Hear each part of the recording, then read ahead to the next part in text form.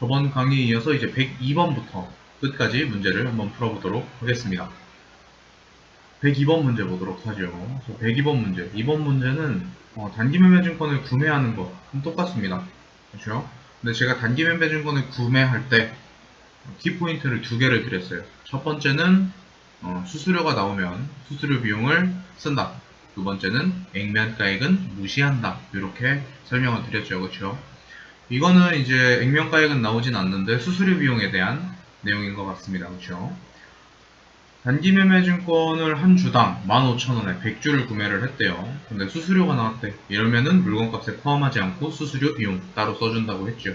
그래서 차변에 단기매매증권 150만원 그리고 수수료 비용 15,000원 둘 다 합쳐서 대변에 보통예금 151만 5천원 이렇게 쓰면 된다고 했습니다. 그리고 하나 더 이제 팁을 드리자면은 단기매매증권의 수수료 비용이라고 쓰면은 앞에다가 900번대 이렇게 써놓으라고 말씀을 드렸습니다. 요거는 왜 이렇게 쓰는지 이제 컴퓨터에다가 직접 입력할 때 설명을 해드리도록 하겠습니다. 103번 문제 보도록 하죠. 상품 변본을 거래처에 발송하고 택배비를 현금으로 지급하다 라고 나왔습니다. 자, 처분을 할 때, 그러니까 판매를 할 때 운송비가 나오면 물건값에 포함하지 않고 운반비를 사용해야 된다라고 했습니다. 우리 우편료가 나오면 통신비라는 개정 과목을 썼지만 택배비가 나오면 운반비라고 쓴다고 했죠. 그래서 이거는 차변에 운반비 3만원, 대변에 현금 3만원으로 분개를 해주셔야 됩니다. 109번 문제 보도록 하죠. 단기매매 증권 300만원 과 이자를 지급했다라고 합니다. 단기매매 증권을 포함해서죠. 단기매매 증권 과 그러니까 단기매매 증권 이자 비용 동시에 나와야 됩니다. 300만원과 3만원 동시에 받았으니까 차변에는 보통예금 303만원 대변에는 단기매매 증권 300만원 하고 이자 수익 3만원 이런 식으로 분개가 되시면 될 것 같습니다. 115, 116, 117번 연속해서 보도록 하겠습니다.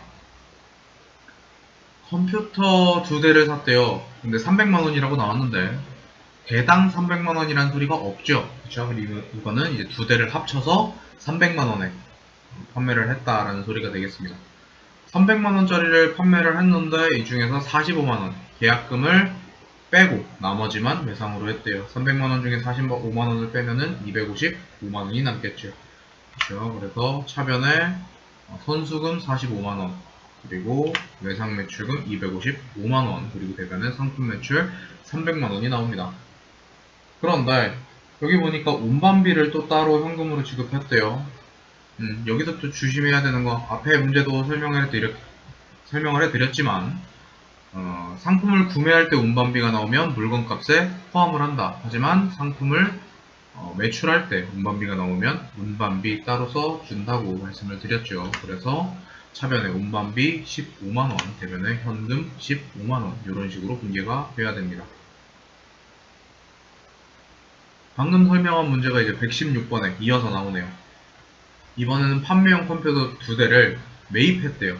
매입할 때 운반비가 나왔어요. 이러면 운반비를 물건값에 포함을 시켜줘야겠지요. 그렇죠? 그래서 차변에 상품 207만원, 대변에 200만원은 외상 매입금, 나머지는 보통 예금 이런 식으로 분개를 해주시면 될 것 같습니다. 117번 문제요. 직원의 격려 차원에서 식사를 하고 식사 비용을 카드로 결제했다라고 나오네요.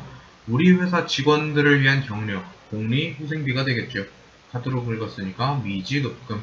그래서 차변에 복리후생비 30만원, 그리고 대변에 미지급금 30만원 이런 식으로 분개가 되면 될 것 같습니다. 119번 문제 보도록 하죠.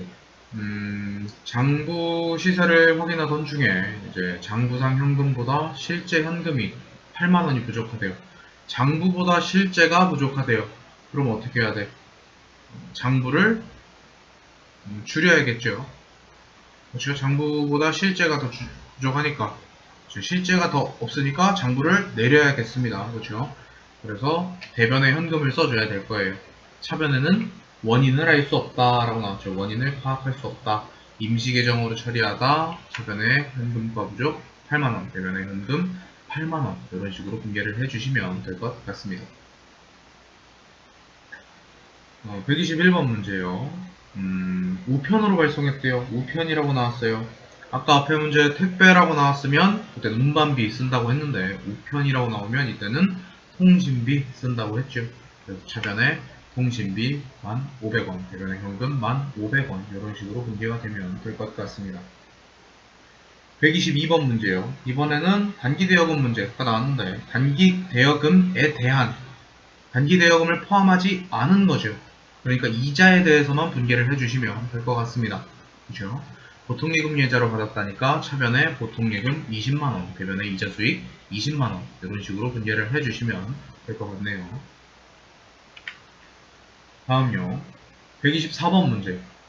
외상매입금을 지급하기 위해 외상 매출대금으로 받은 어음을 배서양도하다라고 나왔습니다. 배서양도라고 나오면 그냥 받으러움이다 라고 생각하라 그랬죠. 외상매입금을 갖기 위해 내가 갖고 있던 받으러움을 지급하다 라고 나오니까 차변에 외상매입금 100만원, 대변에 받으러움 100만원 이렇게 써주시면 됩니다. 어음이 나왔다 그래도 여기는 지급어음이 나오면 안 돼요. 배서양도라고 나왔으니까 받으러움 나와야 됩니다. 130번 문제 보도록 하죠. 외상매출금이 회수불능하여 대손 처리를 했대요. 자, 회수불능 못 받게 됐다는 소리죠. 대변으로 보내야 됩니다. 그렇죠? 근데 대손 충당금이 남아있대요. 50만원. 자, 대손 충당금 충전돼 있는 금액이라고 그랬죠.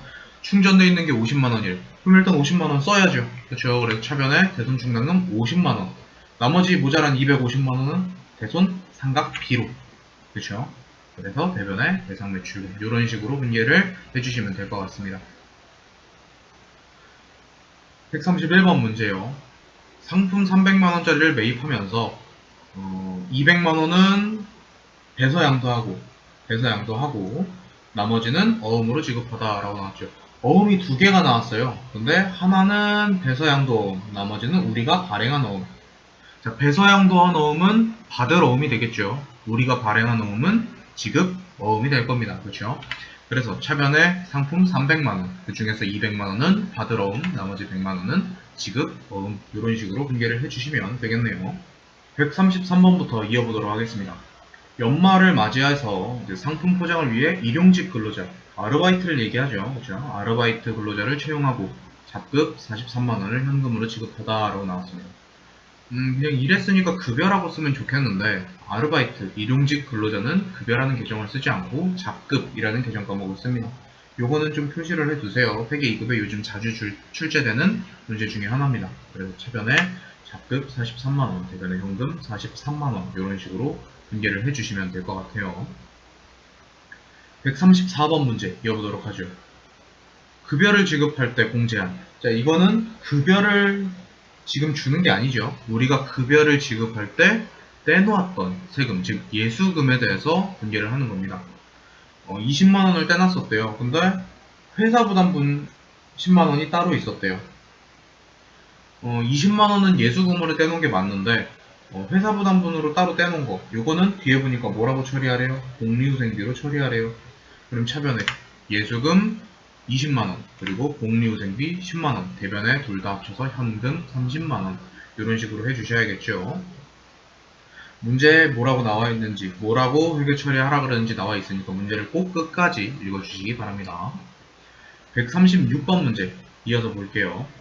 건물을 취득할 때 취득원가 7,500만원이랑 취득세, 그리고 기타 매입 재비용. 기타 매입 재비용 좀 처음 들어보는 생소한 말이죠. 이것도 물건값에 포함하셔야 되는 겁니다. 잘 나오지 않아서 제가 따로 표시는 안 해놨는데 이렇게 나온 것도 물건값에 포함을 해주셔야 됩니다. 모두 보통예금으로 지급을 했대요. 그래서 차변에 건물 7,730만원, 대변에 보통예금 7,730만원 이런 식으로 분개를 해주시면 되겠네요.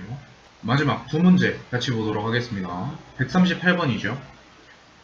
폭우로 인해서 자연재해 피해자를 돕기 위해서 현금을 연재구청에다가 지급하다라는 문제네요. 남한테 이렇게 주는 거, 남들을 위해서 쓰는 거 이제 기부금이라고 하죠. 이거는 뭐 접대비 같은 게 아니죠. 우리의 이득을 위해서 하는 게 아니고 남들을 그냥 돕는 행위니까요. 그래서 접대비가 아니고 기부금으로 회계 처리해 주셔야 됩니다. 네, 차변에 기부금, 그리고 대변에 현금 이런 식으로 공개를 해주시면 되겠습니다. 마지막 140번 문제 보도록 할게요. 당사 보통예금 통장에 5만원이 입금이 되었으나 그 내역을 알 수가 없다라고 합니다. 요거는 이제 현금과 부족이랑 비슷하긴 한데요. 현금과 부족은 현금에 대한 계정 과목만 쓰는 겁니다. 이건 보통예금으로 들어왔죠. 일단 돈이 들어오긴 했어요. 돈이 들어왔는데 내역을 알 수 없는 거. 이럴 때 쓰는 계정 과목이 가수금이라는 계정 과목을 씁니다. 그래서 차변에 보통예금 5만원, 대변에 가수금 5만원 이런 식으로 등재를 해주시면 되겠습니다. 여기까지가 이제 기출문제에서 주로 틀리시는 내용에 대해서 이제 한번 짚어드리는 내용이고요. 나머지 이제 전체적인 채점은 답안지를 따로 올려놓도록 하겠습니다. 그걸로 채점을 한번 해보시고 그 이외에 모르시는 내용이 있으면 댓글로 남겨주시면 답변을 하나하나 해드리도록 하겠습니다. 여기 강의까지 듣느라 수고하셨고요. 다음 강의부터는 이제 결산에 대해서 나가도록 하겠습니다. 재밌게 들으신 분들은 좋아요와 구독 버튼 한 번씩 눌러주시면 감사하겠습니다. 수고하셨습니다.